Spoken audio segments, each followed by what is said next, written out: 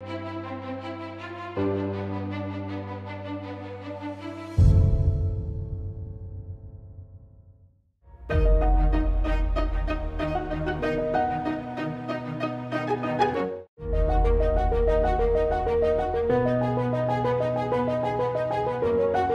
ce qui est important pour ne pas tomber dans ce que tout le monde craint ou rejette, le greenwashing, le greenbashing ou le bluewashing, c'est d'être dans le concret.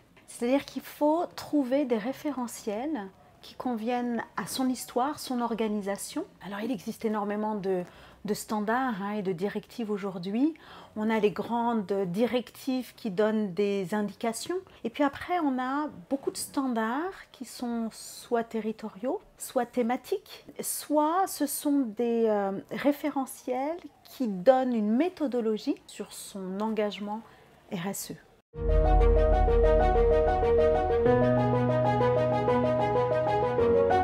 Il est urgent de ne pas se précipiter, de prendre le temps. Quand on est enthousiaste et qu'on a décidé de se lancer dans la RSE, on a souvent cette espèce d'émulation et d'impatience. On aimerait que ça arrive demain. La RSE, ça n'arrive pas demain. Il faut trouver sa RSE. Il n'y a pas de RSE standard. On définit les priorités, qu'on appelle d'ailleurs les points de matérialité, ce qui va avoir un impact. Là où j'ai en tant qu'organisation un impact négatif, et je dois me pencher précisément sur des solutions pour diminuer cet impact négatif, là où j'ai un réel impact positif, un effet de levier, et là je peux me pencher sur toute possibilité de le maximiser. Et puis ensuite, une fois qu'on a cette stratégie et son plan d'action, on le déroule.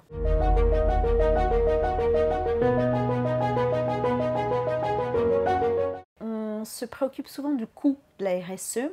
Alors déjà, il est rarement prioritairement ou de manière majoritaire financier. C'est plutôt un coût en temps et un coût en ressources humaines qui se traduit évidemment par un salaire, etc. Donc un coût financier. Mais c'est surtout le côté chronophage de la RSE, le fait de se pencher sur les choses et de devoir les faire dans la continuité. On oublie bien souvent le coût de ne pas faire ce qu'on pourrait faire.